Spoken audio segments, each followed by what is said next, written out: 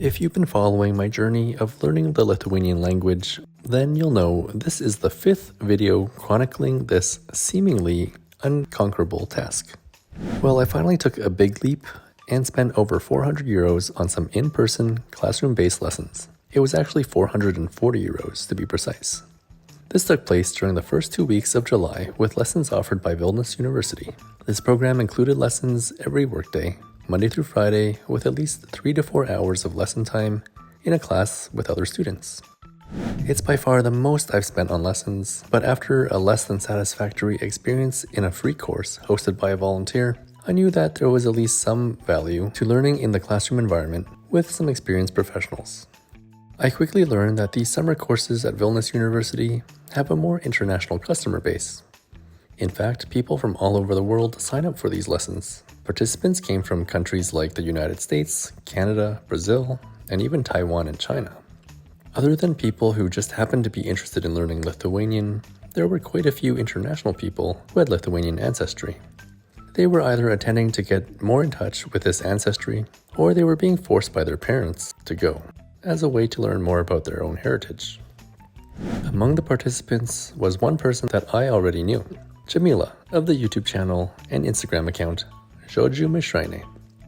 She was here from Germany and signed up for the 4-week program.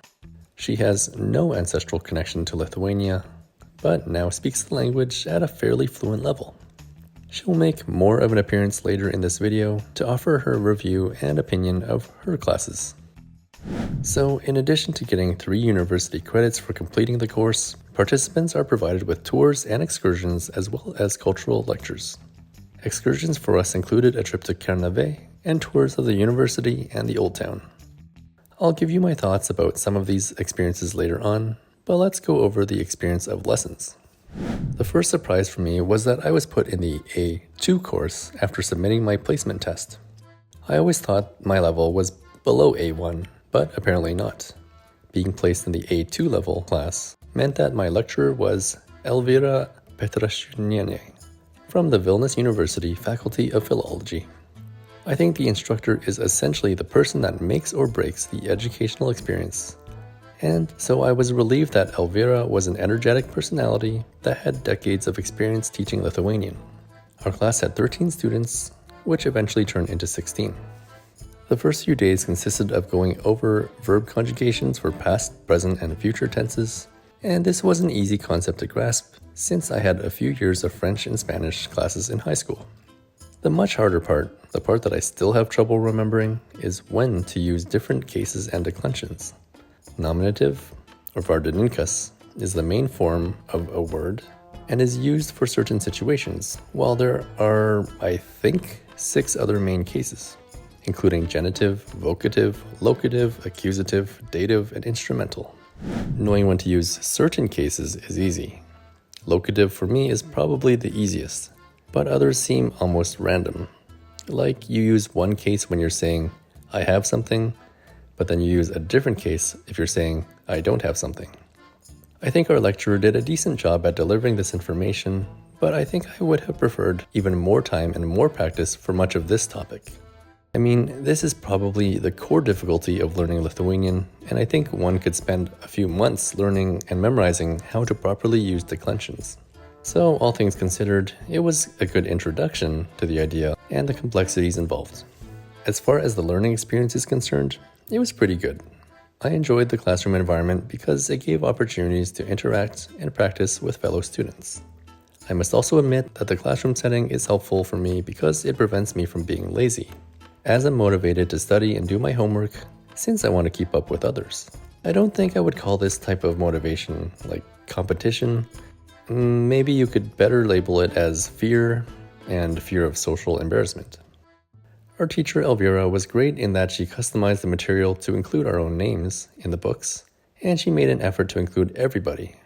She was also open to questions and explaining them to the best of her abilities. What more could you want in a teacher? At the end of my 2 weeks, we had a test. This wasn't a serious test by any means, but more of a way for us to get an idea of how much we learned over the lectures. In the end, I got 90%, which is a pretty decent result, in my opinion. There were a few unclear and vague questions, But since it wasn't a super serious test, I'm not gonna complain or protest too much. Jamila was in group 6, which I believe is the highest level of lessons there are for this course. So here's what she had to say about her experience. 2 different teachers. The first one only stayed for a week because I think she had some summer plans. And then the second one, her name was Agle, and she was not only really smart, but trying really hard to explain things in an easy way, you know, all those complex grammatical structures and things, and you're like, and she would always answer questions, think of examples, have the energy and the passion, even when we were like, we cannot handle any more grammar, and she would be like, yeah, but you see, it's so easy. Like, she wouldn't say it's easy, but she's like, you see, when you think about it this way, and in that sentence, it suddenly makes sense. She would really make sure she's taking everyone with her, and not only people who grasped it at the first sentence, but also people who were like struggling. She's like, no, I will find a way to explain it to you. Wait for it. Beyond the actual Lithuanian language lessons were the cultural lectures. And how were these? Well, if I were to be completely honest, I'd have to say that the main thing I learned was that the academic experts and knowledgeable scholars don't always equate to good presenters of their topics. Despite the fact that I find Lithuanian culture quite interesting, some of the speakers were skilled in making it boring and uninteresting. I walked away thinking that the ability to teach and educate people is quite a valuable skill, and it's often not correlated with how much someone has been published on the subject or has learned themselves. The cultural lectures, I knew part of them since I had done the course 2 years ago online, and some of the lectures I had already heard, so in those I wasn't like super interested. For some lectures it was interesting even hearing them for the second time. Others a bit less, but you could still tell the effort of the lecturer to convey his passion. But finally, there were the excursions and field trips. I think I ended up just going to one in its entirety, and this was the trip to Kernavė, which took place on July 6th, on King Mindaugas Day. I skipped out on the Vilnius University tour and left halfway through the Old Town tour. This was one big challenge for me, having to still work a full-time job on top of these language lessons. This is the reason why I didn't attend all of the events and trips that were offered. I was probably unique in this regard, since most people were taking the course as part of their summer vacation or holiday time. It was definitely stressful and downright exhausting, but I'm glad I took the course. In my opinion, in-person classroom learning is the way to go, especially for those who lack their own motivation and self-discipline. Being obligated to attend classes every day is a great way to make sure you're learning, even when you're tired and don't feel like it. So would I recommend it? Well, it's a lot of money if no one else is paying for you. But I think I would recommend it, especially if you have the time to enjoy the non-lesson parts of the program too. It is a nice way to learn more about Lithuania and meet people who are also pursuing knowledge of the Lithuanian language. I'd like to think that my videos do a decent job of teaching people about Lithuania and important cultural topics, but I'm sure there's still stuff that I haven't covered yet. After doing this course, I learned from others that quite a few other institutions offer something similar. A YouTube follower from Mexico was in town doing a similar course with Vytautas Magnus University, which had something offered in Vilnius, despite them being a Kaunas-based university. I recently learned that SMK University here in Vilnius also has a program, although I believe it's not as popular, or at least it's just a lot smaller. And what other thoughts would Jamila, or Žodžių mišrainė, have about this course?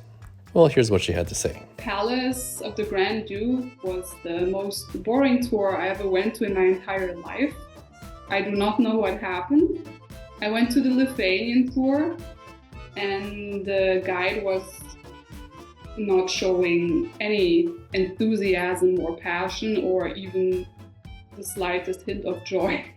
So it was torture, I think, for her and for us.